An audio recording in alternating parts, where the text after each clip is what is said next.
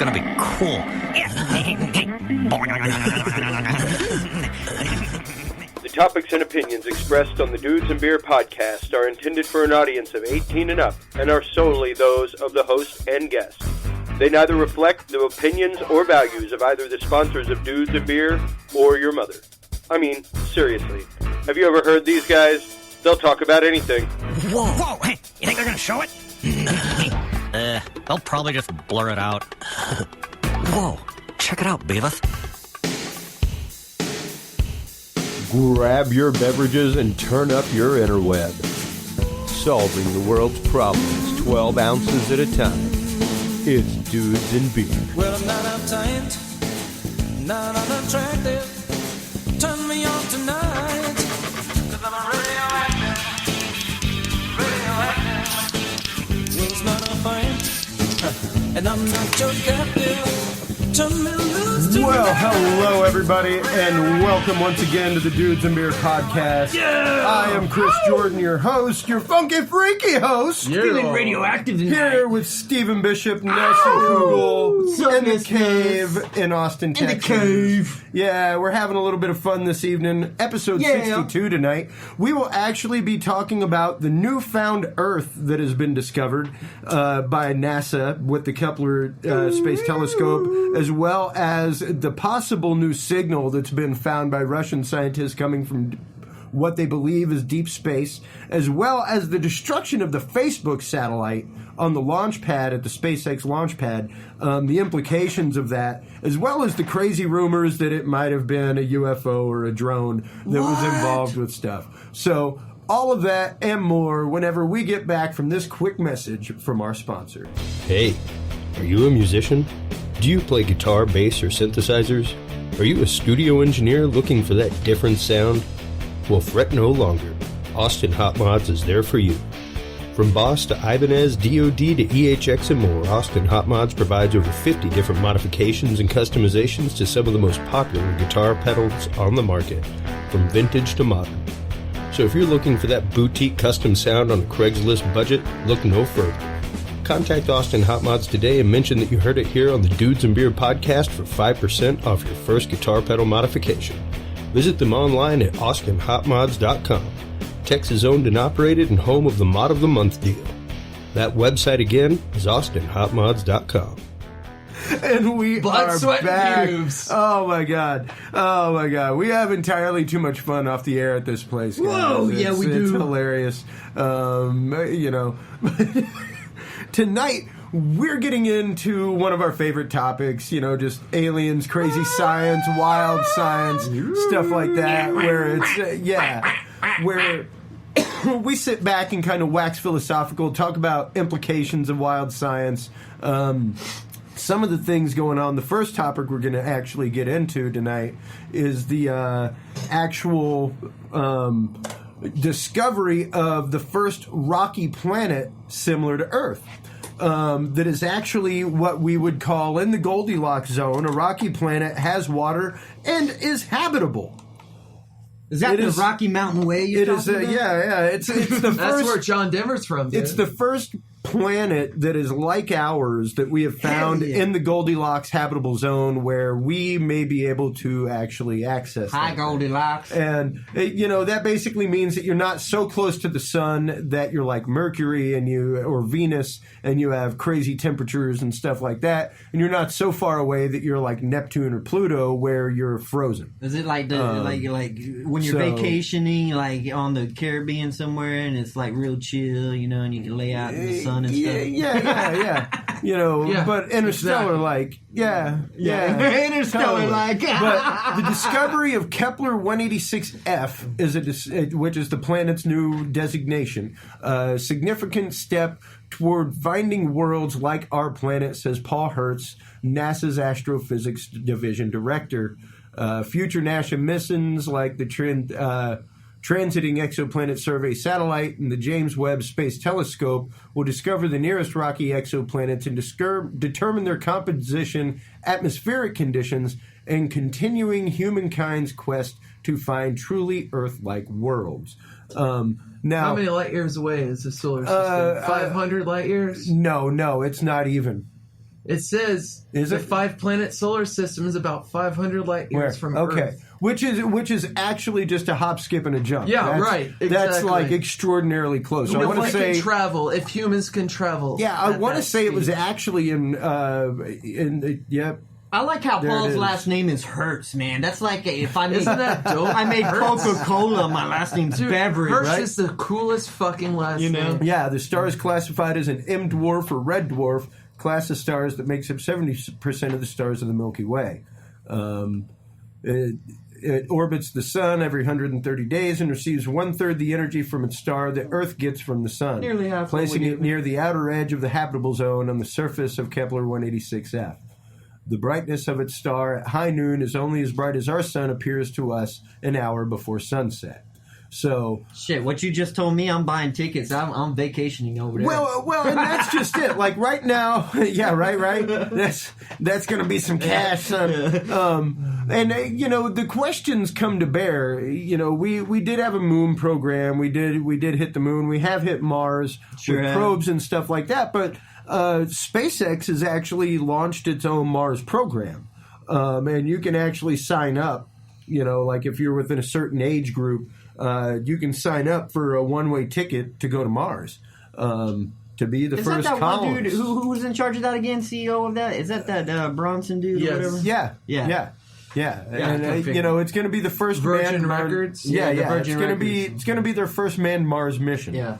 Is the plan for it, and they're looking for people to actually take part in this Right. study. Everything else, the actual first part of the study just came out in Hawaii, where they had a group of 5 scientists living in a simulated biodome that was similar to Mars's atmosphere and stuff like that, Mars's conditions, heat, and all that kind of stuff for the last year. So the first acclimated person study in a biodome is already that first occurred. biodome was a flop that they tried. Well, yeah, I mean that's what happens Yeah. whenever you let Pauly Shore come over. Yeah. Hey, decent You don't movie. get that. Decent movie. Hey, Barley. You don't I'm get. not going to say good. You don't get. You don't. Yeah. It was no farm boy or whatever the fuck. Son-in-law. That's for sure. Son-in-law. Yeah. Yeah, But I hey, rented that movie on VHS. I did too. It was funny. Yeah. But the Biodome it was. sitting and talking about it, just thinking about the fact, because we've always said in science that Mars is our closest neighbor. It's the closest one that's similar to us. It's just inside the Goldilocks zone. It apparently huge. It apparently had an atmosphere at one point. Some frozen. We found it's some still- frozen. We found running water. Yeah. We found running water. on Mars. We found running We water. talked with about that on this show in the last year. not biometrics, but fucking Well, it's H2O as we know it. It's- in living organisms is the Yeah. word I'm looking for. We Yeah. found organisms in the water. Yeah, I mean it's there. Like we Yeah. know we have fossils Right. from Mars and Right. stuff like that have hit Earth that are microorganisms, all that kind of stuff. So, and most scientists will say that the odds of intelligent life existing in the universe are pretty good.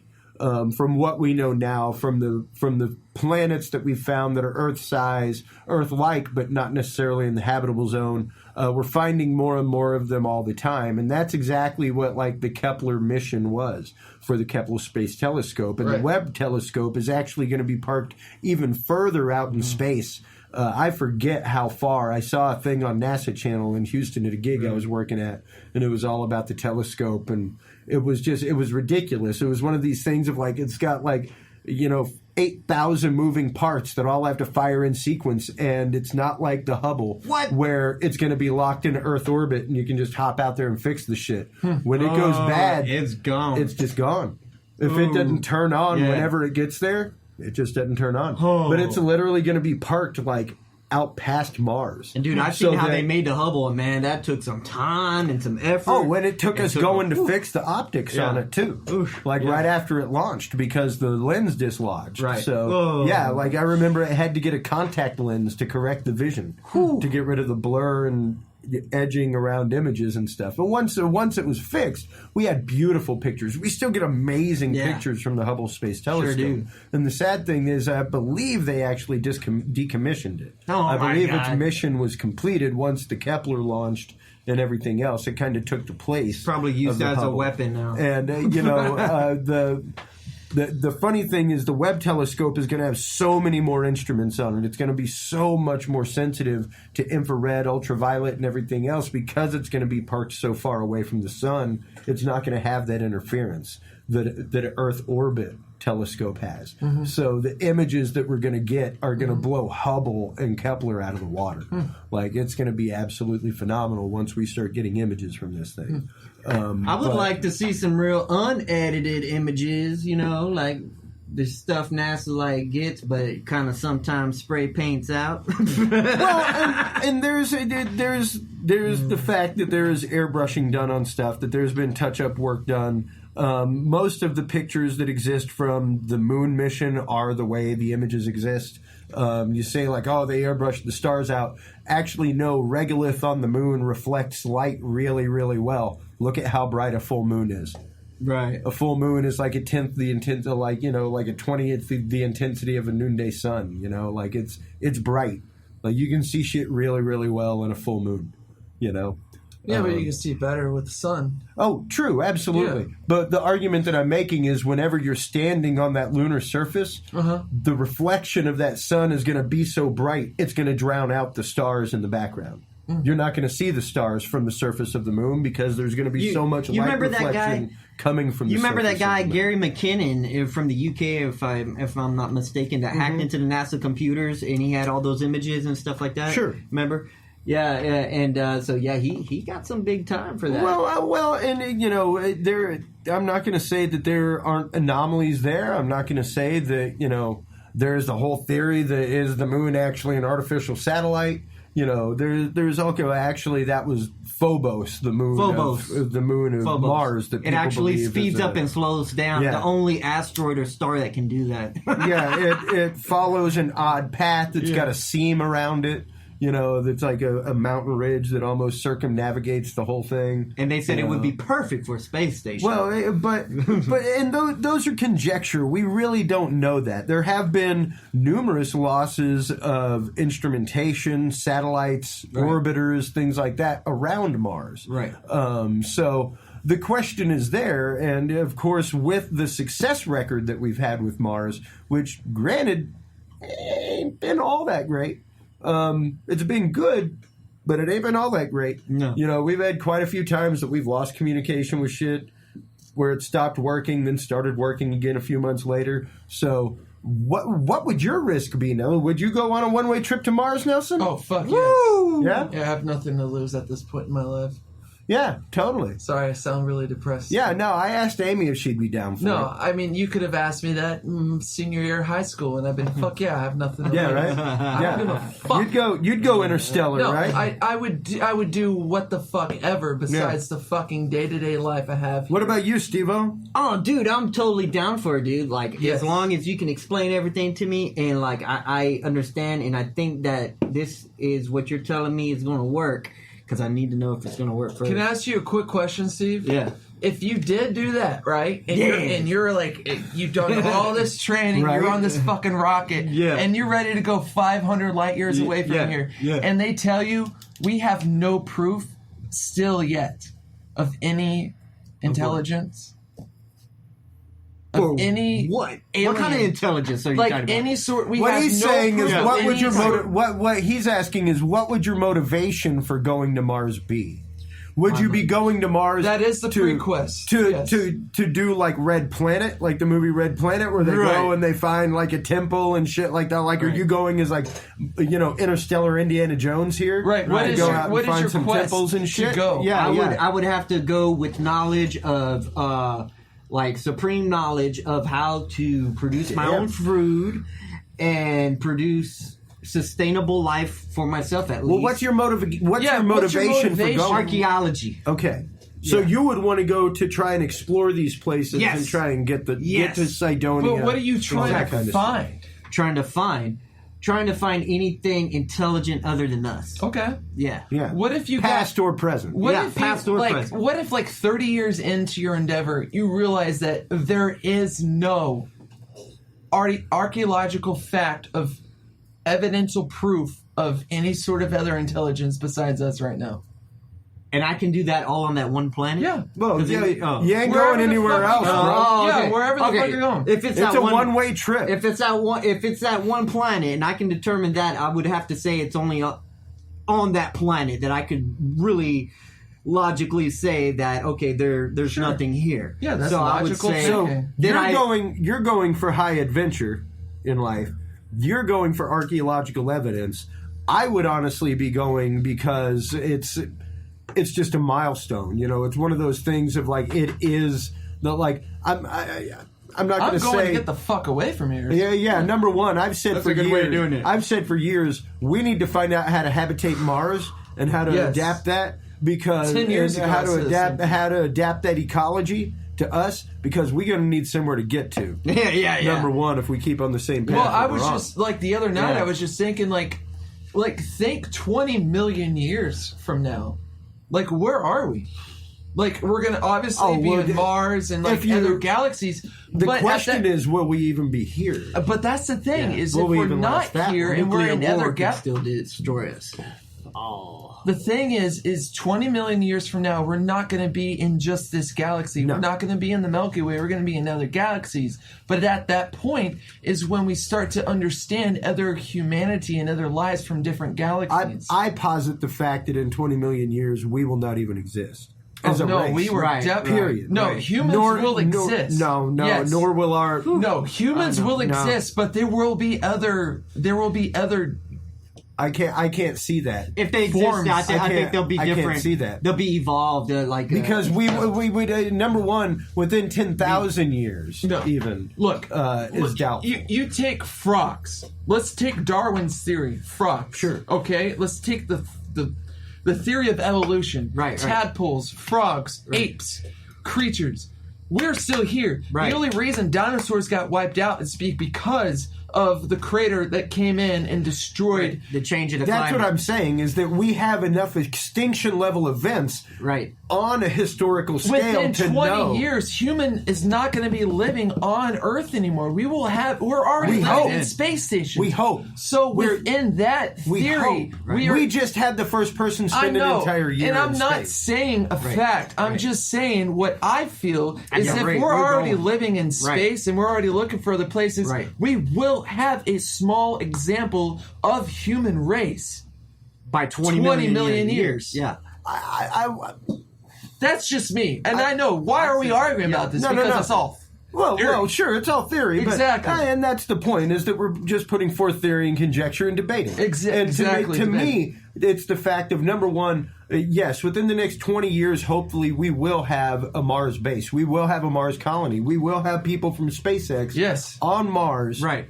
And establishing something for other people to be able to come to, and hopefully at that point, whenever the second trip comes, there will be able to be a reverse trip. Right. That's the technology that's yet to be able to figure out is the reverse trip, getting back home. Right. So you're going to have supply missions. Kind of You're gonna reminds have me to of that have- movie Interstellar a little bit. You know? Yeah, well, his was definitely a one-way trip. Yeah, and he like- knew that. and yeah. He knew that possibility. And that's what I'm saying is that you have to understand that concept. But number one, we're way overdue for an extinction level event on this Right. Earth to begin with. Right. And we've had so many close calls, it's unreal. Like, You know- nobody really, a lot of people don't really Yeah. know. close calls Yeah. of extinction. Yeah. Like when it was the what is it? The curtain, the thing between us and the Russians back then. I mean, like we've the war had- games. That's not like extinction. Well, Yeah, when whenever the you're nuclear talking war. about mass nuclear war, they saw 5 nuclear missiles headed their way. They were going to push the button, but the only thing that the Russians didn't push the button was the guy at the control said, "Wait a minute! If the U.S. was going to launch an attack, it would be hundreds of missiles." But you know He how many waited to push crazy that. right-wing wackos had basements built under their house with all of their ammo and their fucking food they bought from Costco that are going to survive a 6 nuclear attack from the USSR? Right. Right. We're not going in extinction, Steve-O. I'm telling you. I feel it. And I'm not telling you. That's wrong because I feel like that's a fact. Right. But I feel that in 20 million years, humans, as a human, as a Homo sapien, there will still be the Homo sapien race. Right. We're not going anywhere. Dinosaurs, they were dumb. They got extinct. Everything past that is still has evolved. We have sea creatures in the bottom of our seafloor that was floating around with the fucking dinosaurs. Right. Why did they live? Because they weren't on land. Well, yeah. They had a were in shield. the- that 500-year-old yeah, shark they were they found protected. recently. We're not going anywhere. We are going to evolve, and we're going to evolve into other races. Yeah. And we're going to meet other races out there in planets that we feel like that are this Kepler. Right. I mean, we don't know what's on Kepler. There could be a whole other human race like that. True. And that's where I feel like Star Wars and Steven Spielberg, Right. you know, that was an advanced thought. Right. It's, it's very likely that that is true. Everything in Yeah, most Hollywood definitely. and movies almost seems to come to realization. And Don't say Hollywood movies. Use a Sci-fi. specific movie. Oh. Because Okay. using Hollywood movies as a whole Star is like, Trek, Terminator, stuff like that. Sure. It's all coming Prometheus. into- yeah, right, Because all of it. Prometheus Right. was a really good example of how humanity has evolved and how a lot of people think that there are the custodian theory. Right, That yeah. there are a special race out there Right. that has evolved us. I think so. Yeah. And that's a thought, it's a theory, and it could possibly be true. We Right. don't know. Right. Yeah. But it's probably one of the most logical thoughts of why we're here. right. Yeah. Right. But why are we It's here? kind of like me and Chris were talking before the recording here and going live. That what was it? There's these ancient paintings and stuff, religious paintings, and sometimes there's this little tiny Sputnik thing with little antennas out of it. Yeah, but you have to take in thought and in consideration. What made them even think of something like that to paint such a thing that they've never even seen? Well, who knows? And that's the thing. Unless they who saw knows? And maybe they were on some sort of. First off, they weren't as advanced as we were. Right. They were living in caves. They probably barely found out. Well, what this is in the fire was. 15th century. Yes, and maybe they had. Who knows? Right. Yeah. But you can't just take something that they drew thinking, oh Yeah. my God, they knew UFOs. Right. I mean, we're talking ancient aliens now, and that show just is like. Some of that show, It's just like, is a come little on. out there. It is. Yeah. It's a little Some of out it there. is. What they're talking about, yes. Yes. It's a thought. It's great. But it's how they but when they present it. start saying, oh, this is true, this is Right. true. Yeah. No. You're basing this on the mythological Right. thought of what this tribe thought about. Right. And you can't tell me that you knew what this tribe was thinking in 1350 No, you BC. can't. No, right. Exactly. You can't. No. Right. Well, unless that tribe has carried on an oral tradition, where Say like the Dugon tribe. Well, the Hopi Indians who talk about literally coming even- from the Dog Star. But even the Hopi myth is an even more incredible false because of what they're showing, like with the doll with the eyes and all that jazz. Oh, sure. All right. Right. I'm talking about their oral history of them coming from the stars, though. Of them actually coming and being originated You do from By the Dog oral Star. history, you're telling me word to mouth over the years. Yeah. So Yeah, you're saying like the this is Bible their- is true then as well? No, because that's not a full-on oral history. But That's But things get different people's. misconstrued over time. Yeah, but the difference is with an oral history, it doesn't. With an oral history, things don't get expounded upon. They actually stay more the same than written history, because written history is written by the winners, whereas oral history is carried on from tradition to tradition to tradition within the same clan. I'm telling you what, if I'm in a cave and I see something that's written down at 1350 BC, I will believe that over someone what they said that their Yeah. great great great great great great great great great grandmother Yeah. told them. Yeah. 1350 BC. Yeah. Oral history it's still not factual evidence or factual proof. No, it's of what's it's happened. anecdotal evidence, and It is. the problem that you have is that you have this anecdotal evidence that seems to match up from numerous cultures across the world, and you have this anecdote. I mean, the Egyptians said the same thing, that they were from Sirius. But the thing is these things matching up is you can make them. you can sure, you can sure. look at them and we Well, don't any good conspiracy theorist can weave the but we web don't, and make it and that's happen. things we don't understand hieroglyphics. We don't understand what the Hokie people are actually speaking. We are just basing that off of our education. From what we have studied. we're basing that from actual Hopi elders who have told us what their tradition is. Yeah, but we still have unbroken tradition. You're going to believe an 87-year-old psycho woman that's been taking peyote her entire life that she's right? What her ancestors have told her, yeah. That's like me saying, dude, it's a pass down. Nelson, don't say that. Don't say that, because that means I have to call your shit into question, bro. What's my shit? I'm just saying, you've taken hallucinogens. Of course I have. Does that mean that what you say and what you see and what you believe is not true? No, it's not. No. Does that mean that the story that your father told you, that your grandfather told him, that your grandfather told him, and it's the exact same story? Well, I've never been told that true. story. Well, no, but that's what I'm saying. These people have. And they have the unbroken oral tradition that they absolutely share. And some of these have impeccable accuracy. Yeah, but like the Dugon tribe can point to the Sirius star, which they can't see, and they celebrate their celebration. Accuracy? How is that accuracy? Because not only that, how did they know that it existed? What?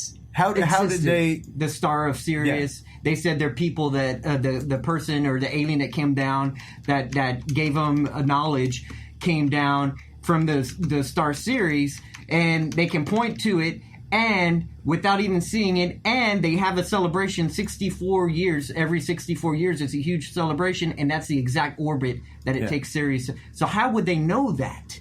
Dude, because they watch the stars. They can't see it.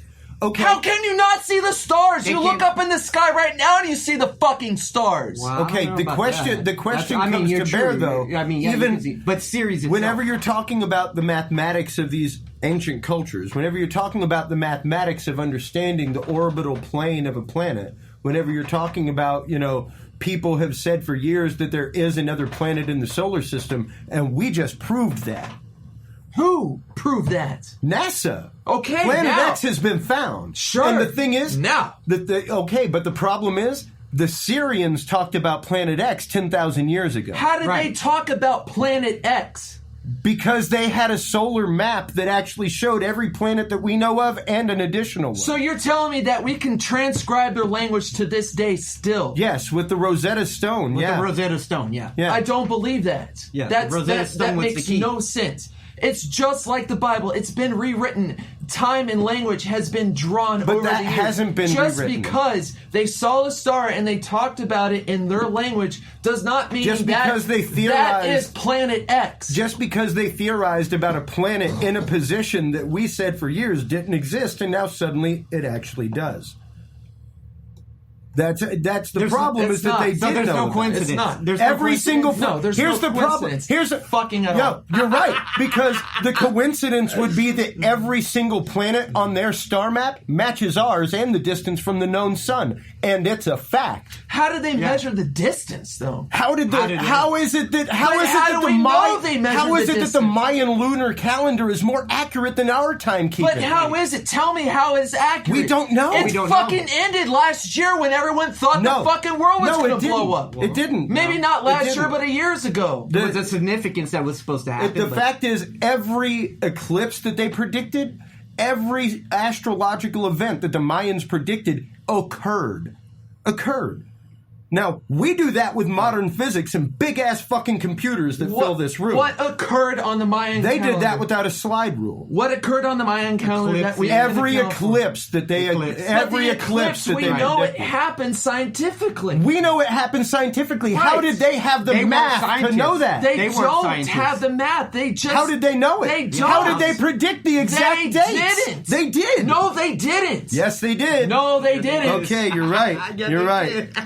They did. You're right. That's the weird thing. That's the anomaly. They did. That's the anomaly. We can't figure out. If you're going to show me any evidence, that's live because science? someone told them. Live science? Do you believe that? I'm not believing livescience.com. Okay. If it was Bloomberg Business or maybe something else. Live Science is one of the biggest fucking international business times. Go to International Business Times. Maybe I'll believe that. That sounds a little credible there. International. Hey.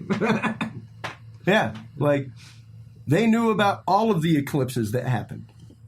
Their calendar and their timekeeping was more accurate than ours. Yes, that's what's That's what. This is a fact. Stop. Okay. Yep. It's a fact.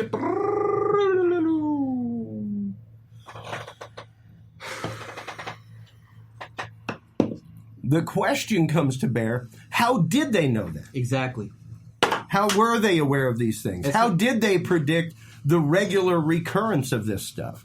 We don't really know because we didn't discover it until much, much later. Right. And that brings us even into the next topic, which is the actual new WOW signal that happened. Because there was the original WOW signal with SETI back in the 70s. Yeah, 77. Where it was the first time that they heard something. Or something like that. I might not be pronouncing They heard something that they did not know what it was, and it quite obviously wasn't like just a random star or something like that. Right. Now, the recent discovery of this signal by Russian scientists, they've come out and said that it may actually be a land-borne signal. They don't know. The initial reports were that it came from deep space.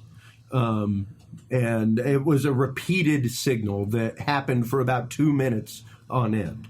Which is what made it so interesting. And these were the Russians that found this last one, right? Yeah. And this was all of a week or so ago that this actually hit the news wires. Actually, 2 weeks prior. So now you're going to believe the Russians? No, well, no, I'm not going to. Well, I'm sorry. I'm throwing shit here. I'm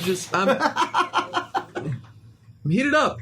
I fucking love y'all. I'm not walking out. 2 weeks prior to November 22nd, 1963, JFK did meet with Khrushchev talking about UFOs and said that we're going to, if we have information, we're going to release it to you. And they made an agreement they were going to release information. Yeah, and the problem is that's not any credible source. Right. We don't know that. Yeah, right. That's all hearsay and conjecture. There is no record of any meeting or anything. But you know what I'm talking about, right? I know the rumor that you're talking about, much like the rumors of aliens in fucking Palo Alto and all kinds of shit. Yeah, but what we can know is fact, and the fact is these dudes found a signal that was repeating for 2 minutes that was coming from a spot that they knew was from space. Right. And right now they're trying to track down whether or not it was actually a terrestrial signal, just to minus anything out and any other possibilities. And it's an interesting signal because the frequencies tends to change. Well, and that's what I was telling you before. Normal star would be a steady frequency. A normal star would be exhibiting a steady frequency. It may be exhibiting a pulsed frequency where that same frequency's there, gone, there, gone. Right. This frequency actually modulates, which means it moves up and down. I've heard a pulsar signal before, and it modulates. Yeah, but not like this. Not like this. It modulates. It goes. Woo, woo, woo. It modulates the same thing back and forth. Kind of like not the one that I heard. Within range, right? Of the. This is no pulsar.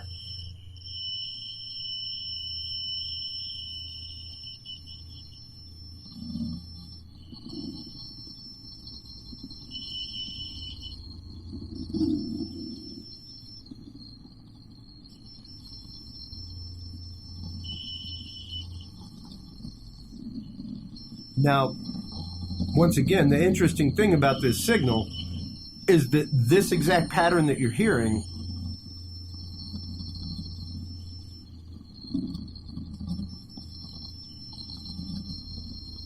it's just white noise. I don't know what it is. You can hear multiple frequencies coming in and out at different intervals. The problem is those exact same frequencies repeat in the exact same pattern. Not once, not twice, but 3 and 4 times. So at that point, that exhibits intelligence as far as they're concerned. That's out of the norm because of a star it's out of the norm like of that. Anything naturally occurring. Naturally, yeah. Where it would be a shorter frequency, it wouldn't be modulating around like that. It wouldn't be going up and down like that. It wouldn't be repeating those exact things. It's almost like a repeated message in a way, right? And that's the theory. We don't know that yet. That's why they're trying to cross-check it against anything terrestrial that they think may have interfered with equipment, something like that. But it's definitely been labeled as the new WOW signal, and they're highly investigating. So this is from World of Warcraft? No. You said wow. Yeah. Sorry, I had to. But it's interesting because as we increase in technology, I'm one of those people, like I told Stephen before the show, whether all this stuff exists, whether we have aliens or not, I don't know. Whether the government's colluded with them, I seriously doubt that. That's highly speculative. However, to me, number one, lack of evidence is not proof of non-existence. That's not how science is done. No, True. Otherwise, the world would still be flat. Yep. The world would still be flat. It was accepted that way for millennia, and then one day Magellan went, nope, let's go check that shit out. I'm willing to fall off the edge of the earth, and then the motherfucker came back. So, world's not flat. There's things that are changed. at B that we cannot explain still with science. Well, and that's just it. To me, it's the open mind that's necessary. What's funny, though, is Vsauce, a YouTube channel, talks about the world is actually flat. No, there are flat earthers. But since we actually fall so quickly in the time continuum, when we look from the planet from outer space, it looks like a round object because we're pulling down. Yeah. We are actually because of the gravitational curve of time. It's a very interesting theory. It is an incredible theory. Yeah. It's wild. When he goes into it, we should pull that video up at some point. Yeah. Because we'll do a flat earther show. We'll do a flat earther show. It's insane. Because there are all kinds of theories out there. One of the things we were talking about was Admiral Byrd's theory of a hollow Earth. Because there's the journal of Admiral Byrd, who was a well-ranked admiral in World War II. Prestigious, credible. What this all falls back on is our progression in mathematical and science. Exactly. It's how far. Oh, we're right here, but we keep pushing further forward with math. And my fear though is that scientists, science has almost become this religion that is anathema to touch, and it keeps you within guidelines. It is a religion. Yeah, and that's the problem. Is that as a Roman Catholic, when he took on the head of the Christian organization and talk about how science is proving religion false. It's crazy where we are right now. Right. And I'm just stoked to see within the next decade of where we are with science. Right. Yeah, that's what I love about science. Always conflicted with religion. It's always moving forward and it's always advancing. Well, and that's the thing, though, is it always moving forward? Because whenever you're saying that people are stymieing research, stuff like that, people aren't considering research valid just because it's on the fringe. Like I said, at one point, taking a ship and saying, I'm going to sail up around the world was on the fringe. Right. But it had to be accepted in order for it to happen. Right. So somebody's got to fund this. Somebody's got, you've got to consider it viable research in order for the research to occur. That's one. So to utterly poo-poo it and say, no, that's silly talk. Right. That's not science to me. That's one of the reasons why I want to do the SpaceX mission to Mars. Exactly. Because I want to see what everyone has been telling me. Yeah. I want to see it. Seeing is believing. Seeing is believing. It really is. Once I see it with my own eyes, then okay. Yeah. Because at that point, myself, my own being, I have been comforted with that fact. Right. I can tell you all day fucking long what my guitar looks like until you see it. I see it. Yeah. Yeah. Yeah, exactly. And, there is that concept of seeing is believing. Reality. Absolutely. I think it's a lot of human nature to know that. But there's also the concept of quantum physics and quantum mechanics that you cannot see. Right. That are almost unquantifiable. Say like the air itself, you can't see the molecules in it, but they're there. But you know it exists. Yeah, and that's what we're told. And that's the philosophy of it, and that's where science comes from. Is this philosophy of discovery, this concept of we're willing to tear down the construct of what we know and rebuild it according to something new because that's what dictates. The question is, are we ready to change that? Are we ready to change the paradigm? Are we ready to accept that might be a signal from deep space?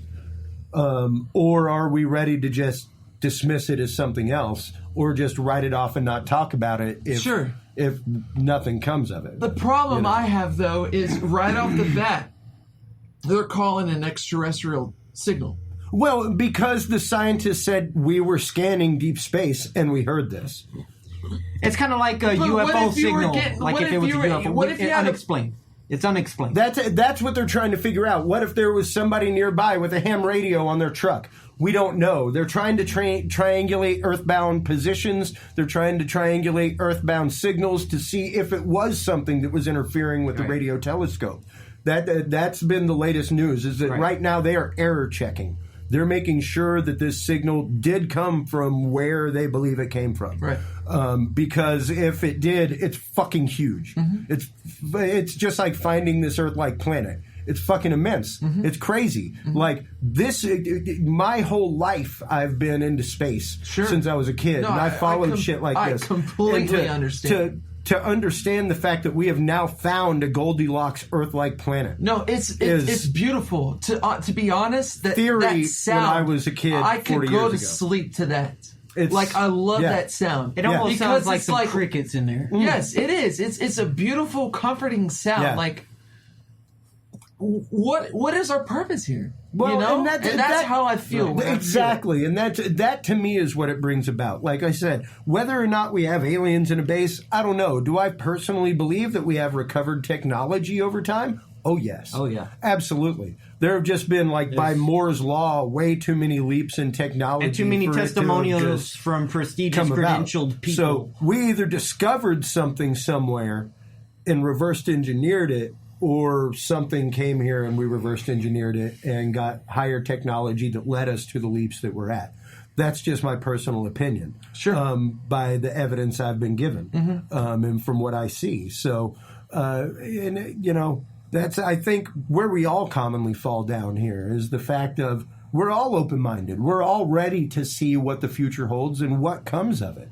The question is science ready for what the future holds and ready to have an open mind to see what comes of it? Sure. That's the real question with this. So, you know, and we didn't even get into the destruction of the SpaceX satellite, but that shit blew up like a motherfucker. And it was beautiful. Yeah. You know, we were watching the footage, whether or not it's a UFO, it was whether or not it's a drone. explosion. But it was great. Something flew by. Or As something. someone who built rockets, I appreciate a good rocket explosion. Well, and that's the thing too. You've been building yeah. rockets for over 50 years, and you're going to let shit blow up. Yeah, well, hey, it happens. The problem is I know you're it dealing with does. high pressure, pure oxygen, No, I pure know. hydrogen. It's crazy. You know, when that shit starts going in, if there's any temperature differential, it'll fucking ignite and it's gone. I completely understand. And you got nothing but liquid oxygen and liquid hydrogen, like two pure fuels, right there. Oh, like it's crazy. insanity. You want to Yes. hear some crazy shit? Like go listen to the fucking